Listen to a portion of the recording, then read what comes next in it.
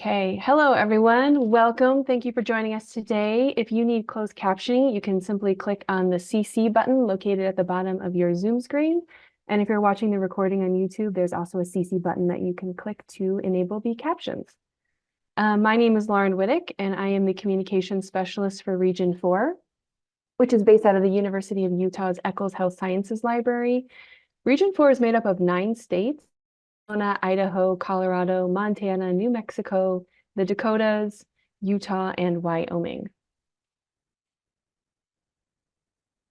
So a few housekeeping items before we get started. We will be recording today's session. Please note it can take up to 30 days for us to edit and caption the video. So we'll be sure to send out a link to the recording to all registrants, whether you were able to attend live or you just want to watch the recording later on. We'll be sure to notify everyone. We're also going to share a link to the evaluation toward the end of the session, and completing this evaluation is the first step to claiming your MLA continuing education credit, should you be interested. And finally, we ask that you enter your questions into the chat. We've reserved some time at the end for a Q&A portion, so just as you think of them, go ahead and pop them in the chat. Moving on, our next Region 4 webinar, we're still locking down the date and the guest speaker, but it will be in March of this year. So just stay tuned over the next couple of weeks for more details, including registration. And if you'd like to stay up to date with Region 4, you may sign up for our newsletter or visit our blog. That QR code on the slide here will take you to our regional page, which is just nnlm.gov/region4. And both the blog and the newsletter are linked on our regional page. Now, I want to welcome our fabulous guest speakers, Rachel Nasitis and my colleague, George Strawley. Rachel holds a bachelor's degree in human services with an emphasis on addiction studies and has dedicated 19 years of service to the state of Idaho, initially serving as a drug and alcohol rehabilitation specialist at the Idaho Department of Corrections until 2021. Following this tenure, Rachel transitioned to the Idaho Department of Health and Welfare, specifically joining the Substance Use Disorders Unit. In her current role, Rachel actively contributes to statewide substance use disorders initiatives. Her responsibilities include overseeing the federally funded Substance Use Disorders Treatment Network, media campaign, expanding telehealth access points in rural areas, and actively working to expand the availability of safe and sober housing options for individuals with substance use disorders.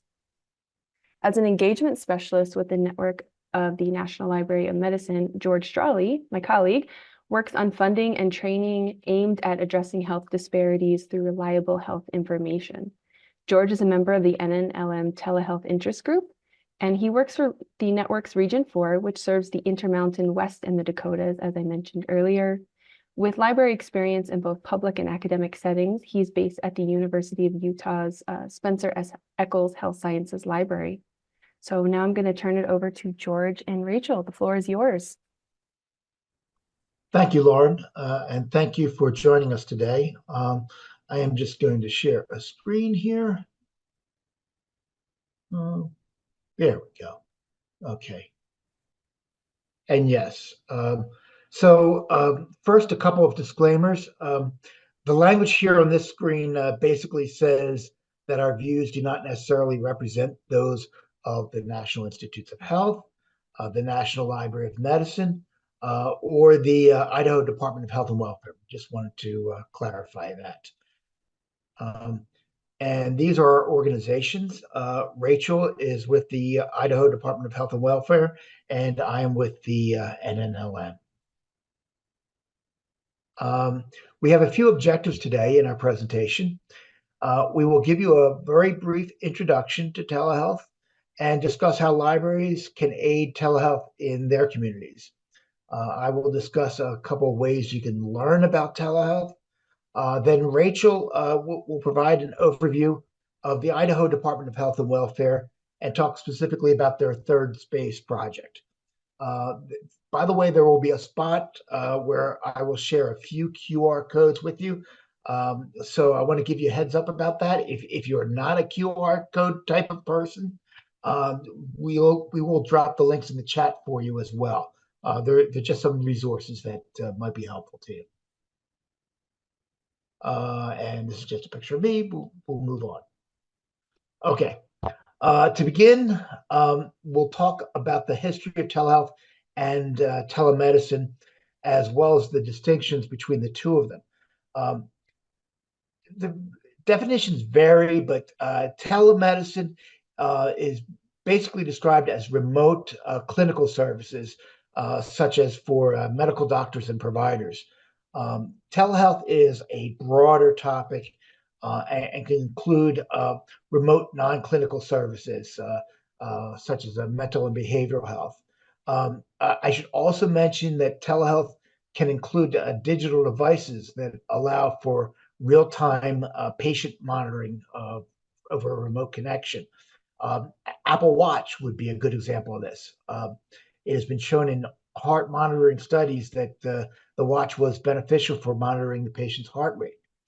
For the purposes of this presentation, like I said, the definitions can vary a little bit, but for the purposes of this presentation, we will be referring to telehealth for both telehealth and telemedicine.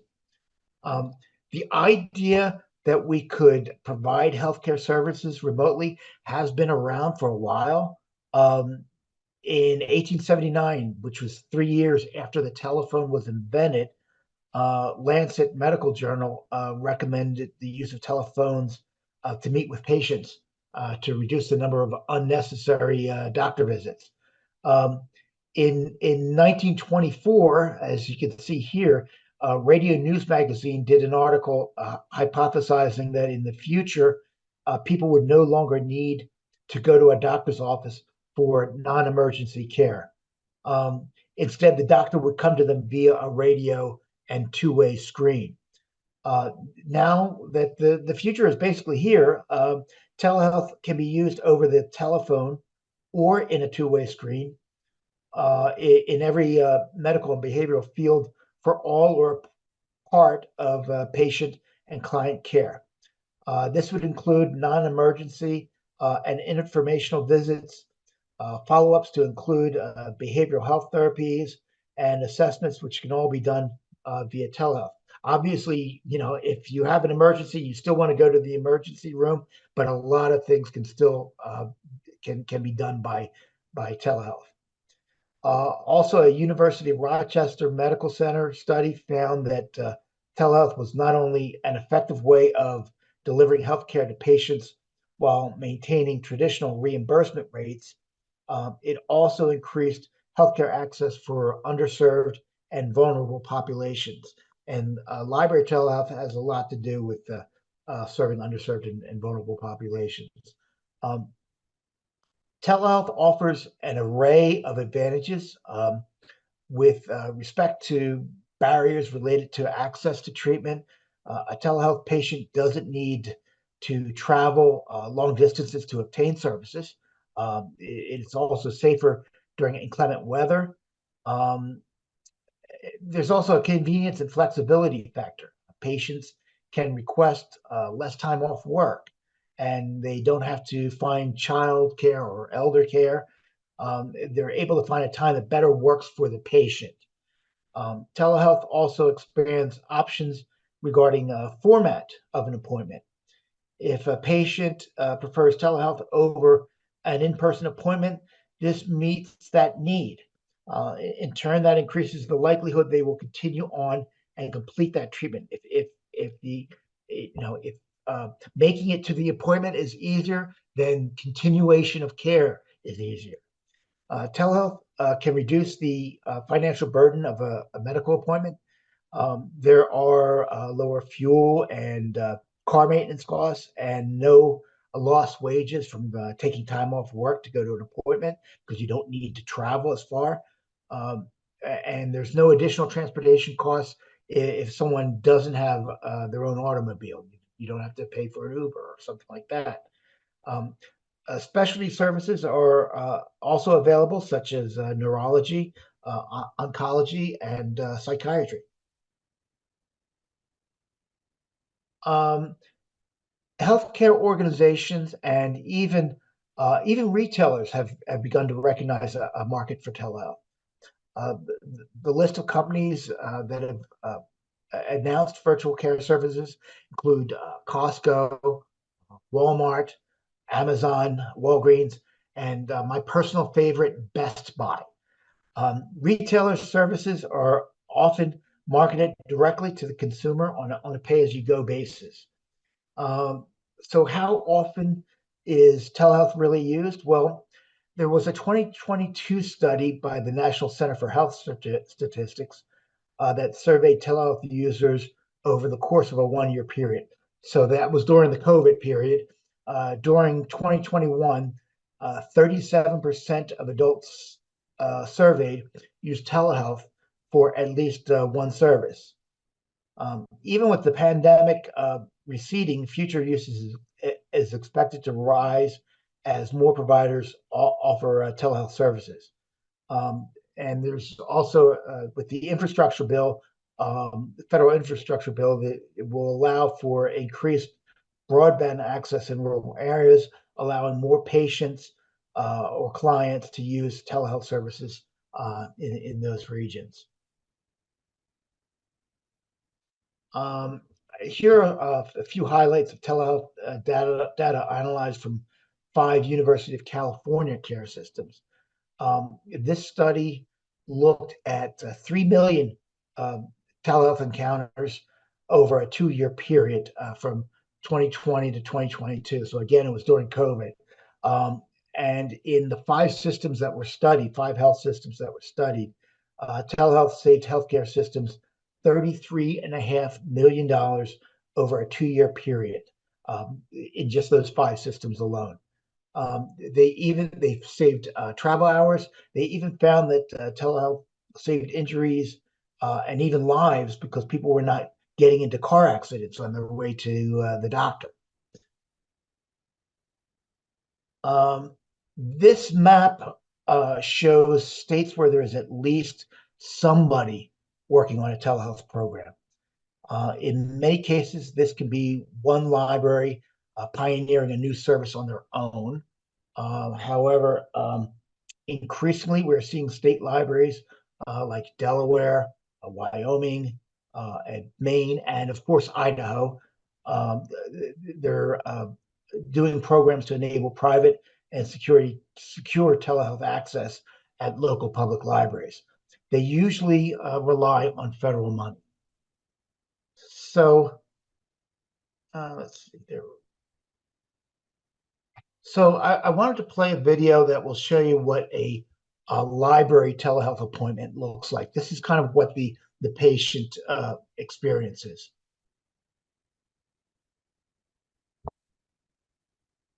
If we can get it to get going here. You can have a doctor's appointment at the Pottsboro Library. The Pottsboro Library has a program to help you manage your health care and receive the services you need. Telehealth is using a computer with a camera to provide care when you and the doctor are in different locations. Healthcare providers can help manage conditions such as diabetes or high blood pressure, conduct wellness screenings, and offer acute visits for issues such as allergies, sinus infections, and other illnesses and minor injuries. Private pay in most insurance plans, including Medicare and Medicaid, are accepted. This is how it works. Step 1. Call the University of North Texas Health Science Center at 817-735-7675 to schedule an appointment. Step 2. Answer some questions for your pre-visit check-in by email at home or at the library. Step 3. Go to the Pottsboro Library 15 minutes before your scheduled appointment time. The door to the virtual health room is in the back of the building next to the parking lot. Step 4. Library staff will provide any technical assistance you need to connect with the doctor. At this point, you will have a private room to yourself. Get the health care you need closer to home at the Pottsboro Library.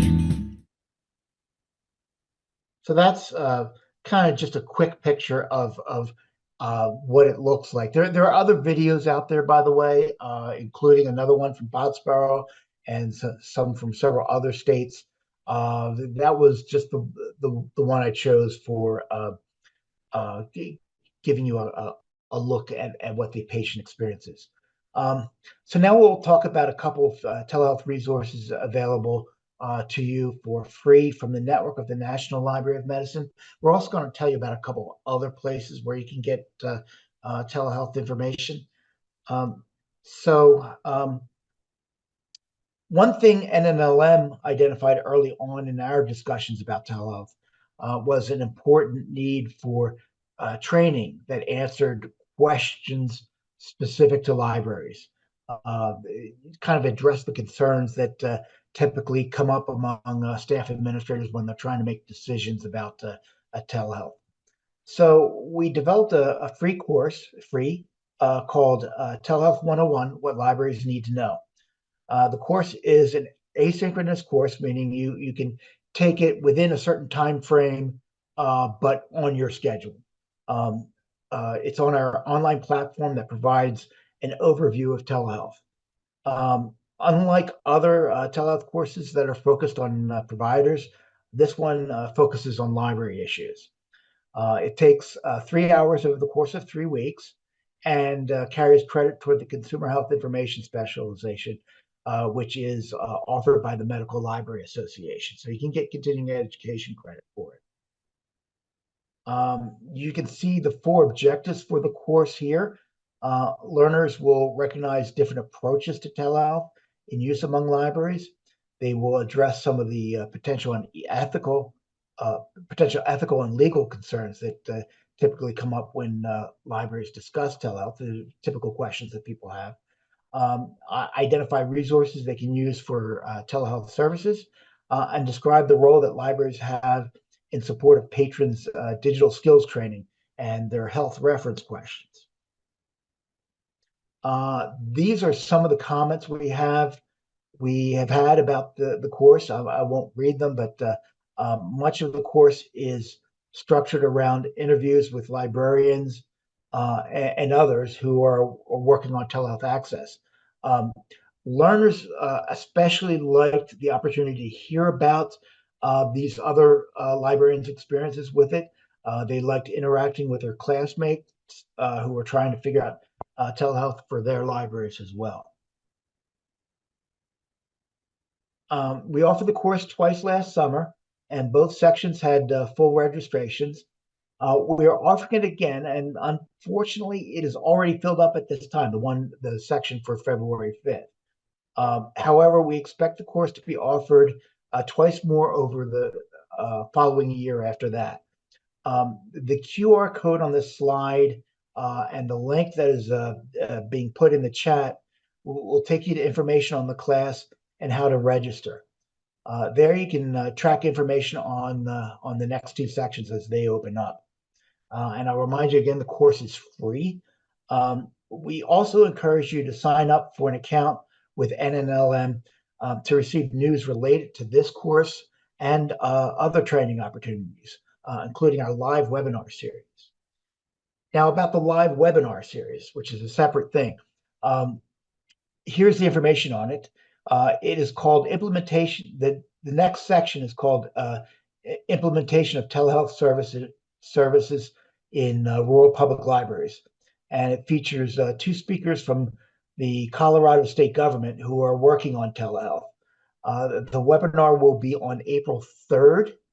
And again, you can go to the QR code that's there or the link in the chat to register. And now for a couple of outside NNLM resources. We also want to share some of these with you. For instance, you can find other support for telehealth projects from your region's Telehealth Resource Center. There's something called the National Consortium of Telehealth Resource Centers. The one for our area in our region is the Northwest Regional Telehealth Resource Center, and their website is nrtrc.org. It provides training and resources for providers and others interested in telehealth. They recently released a course of their own called Navigating the Telehealth Neighborhood. This is designed for digital navigators assisting telehealth patients, and that includes library staff. And this course is free too. And this is a new thing that's popped up. The Indiana Rural Health Association, with the help of researcher Pamela de Guzman out of the University of Virginia, has developed a workbook for planning out a telemedicine service based on Pam's research. It is available on the IRHA website, and it is called Telehealth in Libraries Pre-Implementation Workbook. So that's another resource for you. And Rachel's going to mention one too in a little bit as she talks about the Idaho Department of Health and Welfare's resources. So with that, I'm going to pass it on to Rachel. And thank you for being a part of this today, Rachel. I appreciate it. You're very welcome, George. Thanks for inviting me to talk about the Upgrade Your Space project. George will be driving, so I apologize now. I'm going to be asking him to change the screen off and on. We'll go ahead and get started, and you can absolutely pass up my picture as well. It would be appreciated. So a little bit of background on the Upgrade Your Space project. Initially in Idaho, we received ARPA and what we like to call the COVID-19 or December package supplemental funding, along with everybody's stimulus check. When you administer a block grant at a state level, you tend to get some supplemental income coming in, along with any kind of federal funding income that goes to taxpayers, like we did with our 2 COVID-19 checks that we received. So with that, we were trying to figure out a way to be able to reach and provide access to our rural and frontier areas. And for those of you that are aware, Idaho is extremely rural and frontier in many areas. More so, I think that we're like the 11th in the nation for being frontier and limited access. We also have an issue with our designation for healthcare shortage. So at this time, we're at 100% mental health healthcare shortage across the state. I think we're at 95 for dentists and 98 for medical personnel. So we struggle. So we were trying to figure out what is the best way that we can provide some type of access to our fellow Idahoans in those areas. And we went over all kinds of fun stuff. Like, could we get a telehealth bus that we could drive around and try to get clients into so that they could have some patient medical contact? We've thought about being able to provide outdoor spaces somewhere. And I went on a journey and met with our Chamber of Commerce and our local Commission for Libraries and had a discussion on how we might be able to provide this service, piggybacking off what's already been available. And luckily in our state, our Chamber of Commerce has responded to the broadband issues that we have by increasing access through libraries, especially during COVID and trying to administer telehealth, say, in the parking lot, because we couldn't have people around each other. So working with that and finding some support at the Idaho Commission for Libraries, who've been an extremely wonderful partner, we've decided that we're going to provide some type of privacy space, technology, and support for libraries who are interested in continuing to provide those spaces after COVID was complete. If you could go ahead and hit the next slide, George. So in order to be able to provide this, there were a lot of things we had to think about. First is the libraries themselves. We're asking them to take on yet another thing, and libraries have a lot to do. And of course, in our state, my understanding is most states are kind of like this, but in our state, our Commission for Libraries is like a technical assistance and support entity at a state level, while all of the rest of the libraries in the state are rural county independent taxing districts. So they're kind of autonomous from a larger state unit. So there's nothing that we could really do to say, please, will you take on this particular role? And we also had to keep a lot of things in mind. If I went to a local non-for-profit and said, hey, we would like to do something like this to offer more access to our constituents in your area or to our patrons in your area, if they didn't have any privacy laws already in place, if they didn't already have some type of broadband capability, we just weren't able to do it. So library is the most logical thing. So that being said, with that support from the Commission for Libraries, we were able to develop basically what we called Upgrade Our Space or Upgrade Your Space as a program designed for libraries to, again, take on this extra role but utilizing the foundation and infrastructure that they already had. So many of us use the library all the time. We recognize that most of us will go in and we'll use maybe a computer that's a public computer. We don't know what happens to our information maybe afterwards, or some of us may know, but the systems are generally purged. There are programs to be able to freeze the system at the end of the day to ensure that there is nothing extra or nothing untoward on the system, which is kind of unfortunate. And for us, ultimately, it came down to our libraries had the most reliable broadband in general, or had the ability and capability to gain reliable broadband. So it seemed like a very natural fit. Next slide, George. So in order to make it as easy as possible, one back. In order to make it as easy as possible, we decided that we couldn't ask any of the libraries to accommodate us by expanding their buildings. That was kind of the first thing. A lot of libraries, amazingly during COVID, especially in this state, were welcoming their patrons if they could allow people in the building by utilizing their office spaces, or a closet that had been turned into a telehealth space. So going into normal operations and having people come in, there was just no way to ask them to be able to continue to give up these spaces that they needed for their services. So a wonderful person that I worked with over at our Idaho Commission for Libraries came up with a really great idea, and that is office spaces that are modular.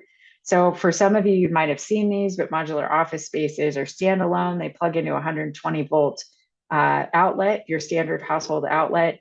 They have an HVAC system inside. They're completely power driven through their breaker in order to plug in their laptops. And from there, it just is a matter of setting it up, and you have a standalone space inside of a room. So we decided to go with that. We don't have to make any preparations to the building. It just plugs in.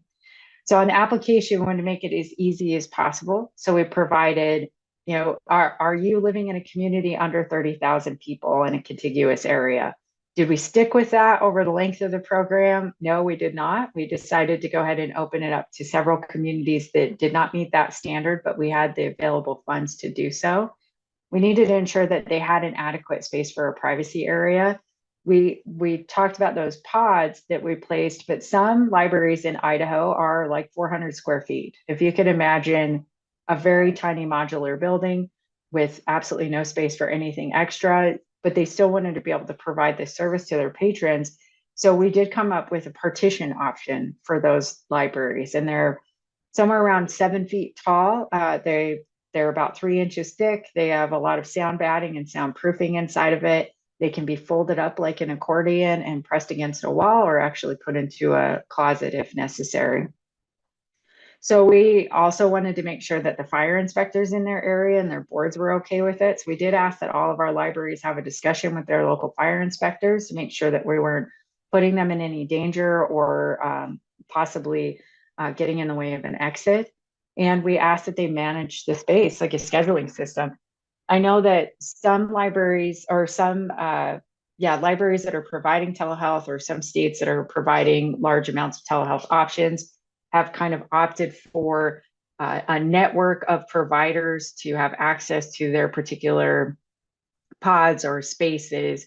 What we've asked our libraries to do is think of it more like a wedding venue. So they're offering the space, but it's up to the client to be able to get an officiant and a caterer. So it's literally a reservation only space. It doesn't necessarily mean that it will always be used for telehealth, but it does mean that we are hoping that our libraries prioritize that use for telehealth. For equipment, we, again, made it really easy. Let's give you a laptop. Let's give you webcams. Let's give you a large display. We found these amazing keyboards with like 2-inch letters with a backlight on them, so to make it really easy for somebody who's visually impaired. Ring lights, because rashes are a thing, and we know that people might come in for that. And we're also giving everybody a headset for hearing impaired. I do want to say this, is that we're offering all of this in a package deal, and we have done an application that is about a page long, because we don't want our libraries to do a whole lot extra in order to receive this equipment. They're doing us a favor, ultimately. But we also have a small short terms and conditions that we've asked them to sign. So it's an agreement from one state agency to another government entity saying, here is some equipment to be able to provide this service for. Our libraries are amazing because no matter what, I'll get an application and nobody's checked all of it. Nobody said, yes, give us a keyboard, give us a ring light. And I found out over a period of time by having discussions with our libraries, they just don't want to take more than they think they're owed in this. If they don't want to take the opportunity for granted. So at this point, I've just recommended to every library that we've connected with just to say, hey, I'm just going to give you the whole package. Put it away if you need it later. That's really what it boils down to. George, if you can hit the next slide. So I like this one a lot because we're calling it the third space. So this is a phrase that was coined by my partner over at the Idaho Commission for Libraries. She's an amazing person. Her name is Amelia Valsek. She said, it is not a clinic. It is not your home. It is a third space. I think she found it somewhere and we just loved it. So we're continuing with that nomenclature for this particular project. To my understanding at this point, and I do have some great contacts in Colorado. She's on right now. She's an amazing lady. We were kind of the first people to do this at Idaho, of all places, as the first place to actually put in something this large, where we're conducting a large, program to outfit libraries with these spaces. And everything that we do, we have no idea what we were doing. I'll be honest. I don't want to come to you and say, when we started this program, we had this all listed out and our project and evaluation was all complete. My partner, Amelia, said, we just kind of built it as we were flying because there was nothing behind us to say at a state level, putting this many spaces in, this is how you do it. So we had to learn a lot. We had to learn how to schedule the space and in order to make sure that we were HIPAA compliant, that we weren't inadvertently overstepping some PHI issues. We had to figure out, what do we do with client consent? What do library policies need to look like? How do we make sure that our librarians are emotionally and physically safe? That was a big one. We didn't really recognize that if you had a patron, and my library friends that are on this call right now could definitely verify this, patrons talk to their librarians as much as they will talk to a counselor. Again, I had no idea. I get books all the time. I've never really thought of this. But if you put a library space in, or I'm sorry, a third space in, and you have somebody have an appointment or something that doesn't go well for themselves or others, they're more likely to try to talk to the library staff about what issues that they're having with that. So we want to make sure that there are ways to be able to deflect those questions, ensure that that emotional safety is there. And of course, physical safety is always something we're really, what's really important, just really, really important. So we talk a lot about that. We had to think about, how do we engage providers to use the space? We know that telehealth is not going away. Like George said, we know that telehealth continues to get used, and there are now viable options from retailers, which, as we move forward, you're going to see the cost of an appointment for something like a sinus infection continue to decrease. But we don't want to go into one of these small areas and say, hey, Dr. Bob, you're great, but we're putting in this space because we think there's a different option for your clients. We're going in and saying, Dr. Bob, we love the work that you do. We want to give you another tool for those clients that live 10, 20, 30 miles away that are just incapable of getting to your clinic on a regular basis. And of course, we want to talk about how studies show that people are less likely to cancel. They're more likely to show up. But that hasn't always been easy to, ensure that we're acknowledging those local providers and ensure that they understand that we're not trying to replace them by any means. There's no supplantation coming in. Marketing has been something that has been kind of difficult for us as well, because we're going to people and saying, hey, you've never done this before, but let me tell you about going to your library to get a medical appointment or to get a counseling appointment or any appointment that you might need. That is something that we're now seeing over the 3 years of this project, providers are getting on board with, but we're still trying to work towards, how do we get our patrons on board? How do they understand that this is a an environment that is not only comfortable, accessible, but is completely confidential, that you're using this space and nobody knows what you're using this space for. And then, of course, we had some struggles trying to figure out what a pod looked like. How did it plug in? We didn't want to make anybody get electrical things done to their library. That part was also something we just had to kind of walk into and say, what do you actually need when you're putting this space together? If you'll go ahead and hit the next slide, George. So we talk a lot about roles and responsibilities for our librarians.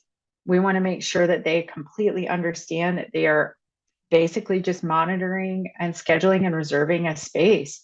So we really coined it down to a couple things. You're just keeping it clean. You're providing information about how it works and technical assistance. We do talk a lot about verbal consent, consent to the policies and procedures of the library just by entering the library. We've talked a lot about, listening for people who might need some assistance, but not coming into the privacy space during certain times. Like your librarians really shouldn't be in there during a telehealth meeting. It just doesn't matter what the situation is. They really just should not be present during those type of doctor or counseling visits. And then, of course, monitoring a schedule is not really easy. We know that librarians already are doing so much. If you have not been to your local library recently, just getting a book at a library, that is like the smallest thing that your local library does. There are so many other things that your library is doing all the time. So monitoring the schedule for the space, it's a lot, but we're asking them to do so, and people are stepping up to do it. George, if you'll go ahead and hit the next slide for me. This is a big one. So we talk a lot about what the responsibilities of our librarians are for, but we really have to talk a lot about what a librarian is not supposed to be doing with the space. And the first one is obviously going to be entertaining children during appointments. We've already seen that happen in other spaces across the country where people will bring in their kids, they'll drop their kids off, tell them to go play in a corner while mom or dad gets their appointment. That's great. That's a great opportunity. And if a child is able and capable of kind of self-entertaining, that is fantastic. But it is something that we're really ensure to remind our librarian friends of, is that you really shouldn't be entertaining children. It's not your responsibility to be a daycare, that you still have to operate as a library. And those boundaries are extremely important, and ensuring that your clients and patrons understand how important that is imperative. We ask that they do not facilitate any appointments. Now, George was just talking about digital navigation, and that is something that we've definitely given out to our libraries, and we've asked them to look at, possibly provide, if it's like a Tuesday night, offer digital access for telehealth, offer, how to step into a telehealth meeting, what it looks like, but do not, make appointments or facilitate appointments for the patrons. Just, there's some overstep there. Libraries are not considered HIPAA. They're not considered a business associate site, but that's a fine line, and they really do have to be careful. And then, of course, providing more assistance in their education or skills allow. We know that in some libraries we have social workers, that we have clinicians, we have access to some providers on site. But again, if we have a situation where we have someone that gets a bad phone call, gets a bad telehealth call, they might ask for some assistance. They might ask for a shoulder to cry on. That's not trying to be offensive. I work in the division of behavioral health, but that's not a librarian's job. That goes above and beyond what they need to do. So we do a lot of practice and ask our library friends to say, hey, we have plenty of books on that. We have some other information that we can get you within their skill set, but not to overstep. We just want to be able to mitigate any liability if we possibly can. Next slide, George. So I'm just going to go quick through this, but we did a lot of research on scheduling, and I am not affiliated with Square. I have not received any funds in order to say this, so I do want to say this out loud. But we did settle on Square as what we're providing to libraries. They are open to use whatever they want. Their equipment is theirs. How they schedule is up to them.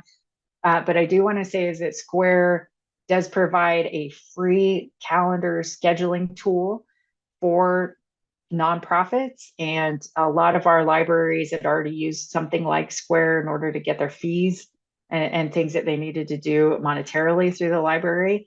So we do a short training for our libraries on how to sign up for Square. It's easy for a client to be able to text or email, to get text and email reminders on the scheduling portion itself. Some of you might have used it for like a haircut or something else. They do not have to put what service it is. It's just, it's being reserved and what time. Kind of the best part about Square was it allowed us to book out for 365 days. So if you had a continuing appointment, if you needed to make appointment months ahead of time, which many of you probably know now that if you're trying to make an appointment for just about anything with any doc at this point, it's going to take a while unless you do telehealth. This really gives an opportunity for libraries to get something for free that's going to be able to work in a way that if they even paid for it, probably wouldn't be able to do as well. Next slide. We also provide a training on HIPAA and PHI for the libraries. And again, they're not a HIPAA covered entity. They're not a business associate site, just by the way that we've set everything up. And if you do have some question about HIPAA and PHI, there's some really wonderful videos out there if you haven't seen them yet. But we discuss on how to basically just mitigate liability in these situations, how to not know, how to allow your clients and patrons to be completely anonymous when reserving the site to the best of your ability. They reserve it, but you really won't know what they're using it for because we've asked our libraries to come up with 3 or 4 benign ideas to go along with it. So if I might run a telehealth site, a third space site, but I'm asking the libraries to also come up with, say, video visits, legal counsel visits, test proctoring, any number of things that could also be used for in order to muddy the waters a little bit. It also allows patrons to have some confidentiality from other patrons. If I only allowed a telehealth site and I had patrons walking by, then I know that that individual is getting a telehealth appointment. It's a little bit different if I'm inside of a clinic because I'm a covered business associate or HIPAA covered entity, right? But if I'm outside of the clinic, it becomes, again, a little bit of an uncomfortable situation. So we are asking for several different options when using the site. Could be most of them are using it for telehealth, but you won't know because there are options out there. Next slide, George. So I won't go over all of this, but we do have some standards on just mitigation. A lot of, anytime that you take medical or mental health out of a clinic, regardless of where that is located, there is always a little bit of scare, right? There is some scary parts of it. So we do talk a lot about how to ensure that you are at all times trying to cover yourself for liability. Now, in the long run so far, I have not heard of any telehealth site at a library or third space site at a library ever being called on the carpet or, having any issues with patrons because of PHI, because of HIPAA. But we do talk about it incessantly to ensure that libraries are, following whatever policy and procedures that they have in order to mitigate any possible consequences of that. Next slide, George. Again, we're going back to provider marketing. This wasn't, again, really easy. We did have to kind of go, and I work in the public sector, and I've worked in the public sector for about 20 years now. And it is a little uncomfortable to have to go in and sell something. So I really had a difficult time with going into a provider or going to a host of providers or any administrator and just saying, hey, let me tell you how you can make money, because it's kind of outside of my comfort zone to say, let me tell you how to make money. But when it really boiled down to marketing to our providers, and again, I monitor a provider network. I'm in constant contact with our Medicaid division, which also does, a provider network. I talk to a lot of rural providers on a regular basis. This point, it just really boiled down to how do we make it work for you? How do we make it a benefit to your clinic? So we did discuss a lot of patient outcomes. George talked about an Apple Watch. There's a lot of monitoring tools that could easily be done without having to go anywhere. I know, unfortunately, for a lot of services, we do go send clients out to Utah or to Seattle, into those bigger cities, just because we might not necessarily have the specialists that we need. So we talk a lot about, hey, there's preventative tools that you can use in this. There's remote monitoring options that could allow you not to have to send patients out. We know no shows are a problem. I don't know about you guys, but I tend, every time I have a appointment, it's here's my no-show policy. You might have clients paying out because they don't show up to a healthcare or a counseling appointment, but a lot of times the amount of work it takes in order to get no-show dollars back is just not worth the time. So they might not necessarily pay, but that means that there is an appointment time that wasn't taken up and there isn't an income coming in.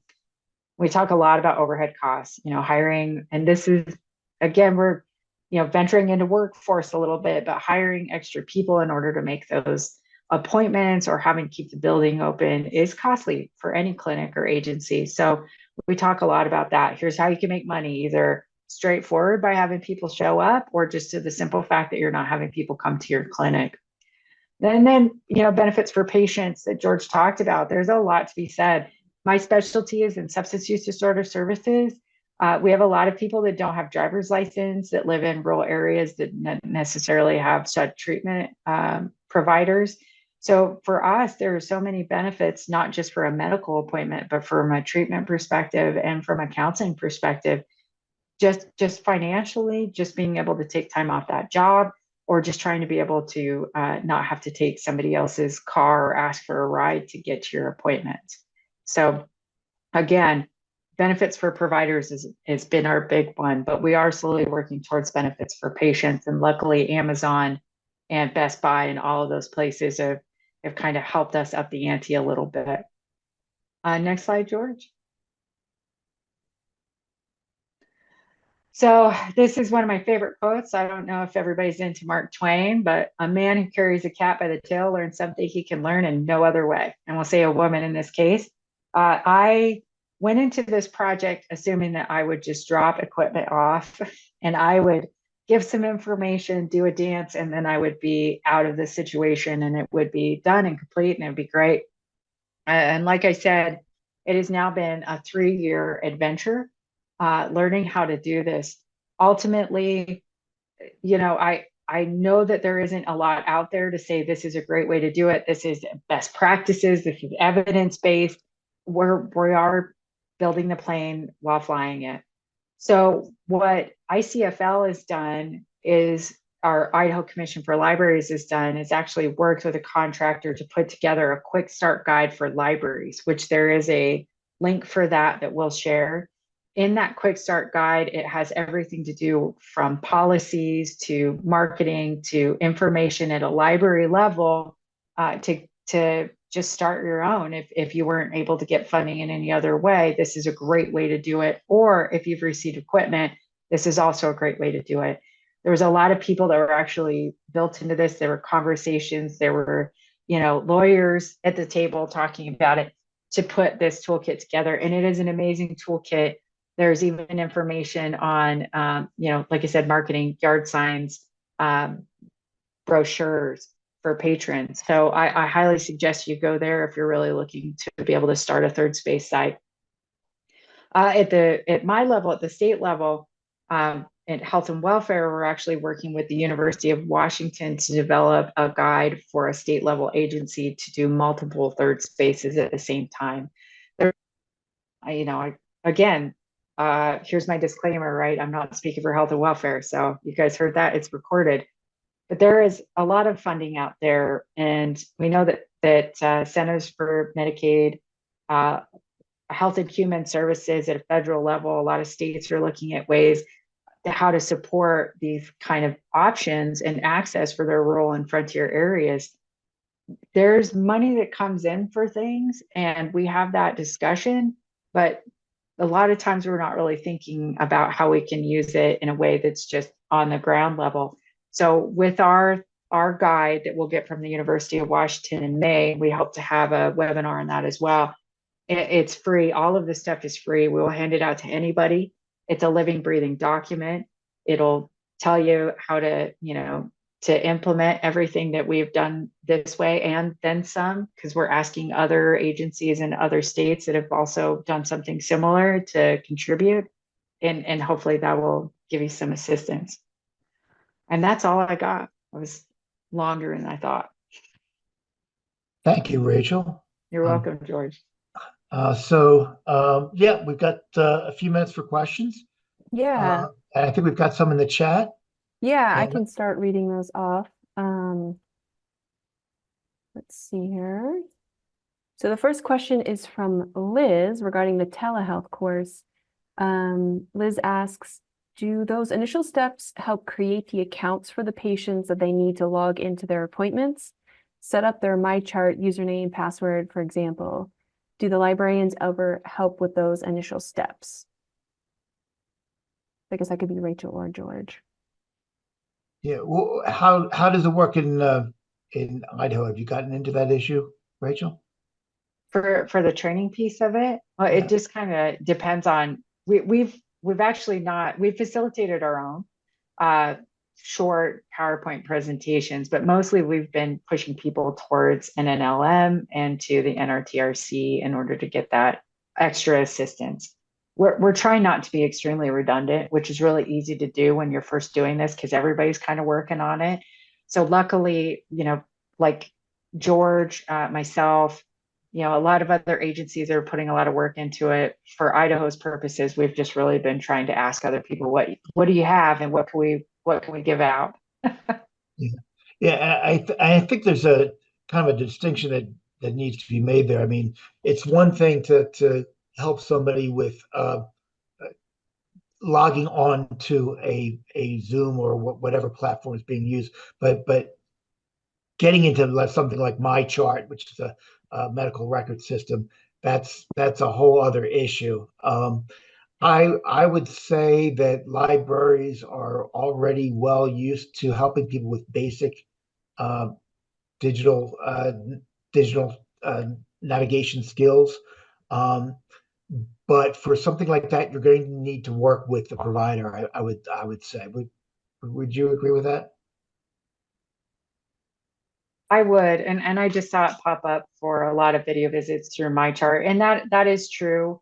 What we've discussed a lot with our providers is can you send a browser link through the email chain? Because a lot of times that you can get a browser link that'll direct you straight into MyChart through a browser, and that way it provides those services without having to get into too many different apps. Because I think that's ultimately what some of the problem is that our libraries are, what app do we add? How do we get into all the various apps? Because there's so many. So a lot of the direction that we've provided is you get a link because you can share a link in many of the cases. Can you just go ahead and post those into an email message and send that out to your client or to and of course, if you have your own mobile device and you're in the pod or the space as well, you could utilize that if it's something comes directly through that. Thank you. All right. The next question is from Katie, and I believe it's George. By any chance, is there a comprehensive list of libraries already offering telehealth services? And Rachel, if you know as well, please feel free to speak up. There's no comprehensive list. The map that you saw was something that I put together basically through web searches and some contacts that I have around the country. So there is no definitive list. I can tell you that states with statewide programs include, Idaho, Hawaii, um, Maine, Wyoming, and I would say there's somebody else on. Well, this Arizona. Arizona is working on a state program as well. Those are just some of the examples, and Delaware as well. I do know the NRTRC, which is oh my gosh, the Northwest Regional Telehealth Resource Center, which is long, does have something called a TAPS or Telehealth Access Point Map that you can go to and actually look up your zip code and it will give you telehealth access points in the area. For Idaho, we have about 20. We have another 16 online that are working towards getting that space in, depending on if they complete that or not, is kind of up in the air, just because you never know what they're going to run into as well.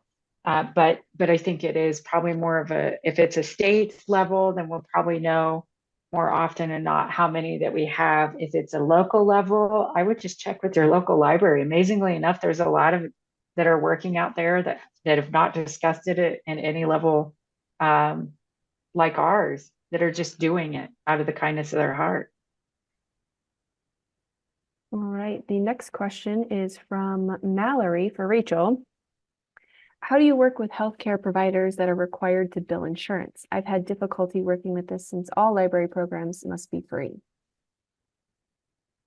So in our case, Medicaid, our providers, we've actually been in contact with Blue Cross of Idaho, our Medicaid services, of course. We've also, I know, have met with I can't remember exactly what it's called, but we have the Affordable Care Act insurance people. It's the best way I could say it. They've all are open to telehealth. It's all something that's incentivized. So we haven't had any issues for billing with telehealth. It's also under my contract with my organizations. We also bill and provide a telehealth licensing. So it hasn't been an issue here. That doesn't mean that it isn't an issue in other cases. All right, the next question we have is from Liz for Rachel. Are these services utilizing current staff, or are any libraries hiring new positions? To my knowledge, our libraries, I might be paying for the stuff and getting the stuff to them, but ultimately they're doing the work. So I do want to put a shout out for all my library friends from Idaho. They have not hired extra. They have not added positions. They have been more than willing to just step up and say, we might only have 2 people that work here part-time, but we're going to provide this to our patrons. So that's been pretty amazing. All right, we have a question from Eileen for Rachel. I'm curious to hear more about assessing the need for telehealth in a community. What kind of data are libraries looking at? So again, we're kind of building this as we're flying. We know that telehealth in general nationwide is something that's highly accessed. It's something that's available. We know what barriers tend to be caused by not having medical access and or counseling access. It doesn't mean that we did a strategic environmental scan for telehealth. Again, this was about 3 years ago. So we had COVID. That was kind of our pointing factors. Here's how we're going to do it because of COVID. This makes the most sense just because we have so many people, stuck at home or unable to make it into a clinic. Now, as we move forward, we will be surveying and trying to figure out access and how much it's used. And we will share that data with anybody that asks for it, including in the guide, just to make sure that people are aware that the investment is worth it. I would mention that FCC has broadband access figures for communities, if I remember correctly, right?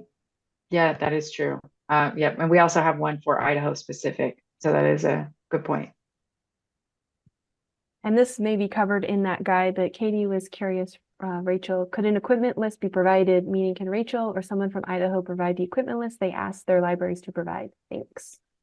Yeah, actually on that website that I think that Lauren and the Idaho Commission for Libraries with the toolkit, if you go to that website, there are spec sheets for our pods as well as a list of equipment that you can get on there.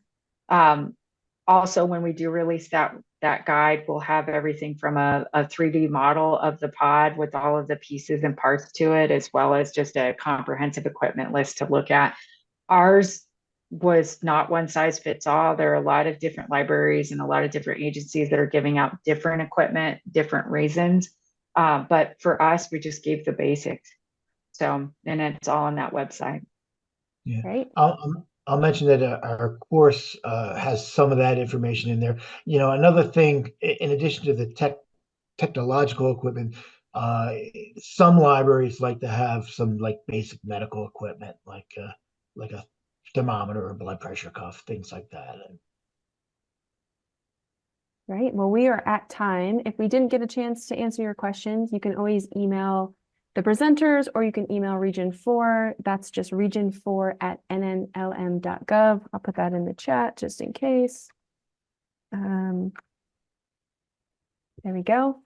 So again, email the presenters, email us if you think of anything. I know there's some folks that were reaching out to audience members wanting to partner. So make sure you go through the comments, and we will share this recording once it becomes available to everyone who registered.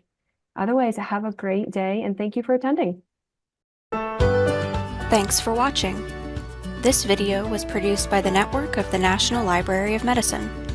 Select the circular channel icon to subscribe to our channel, or select a video thumbnail to watch another video from the channel.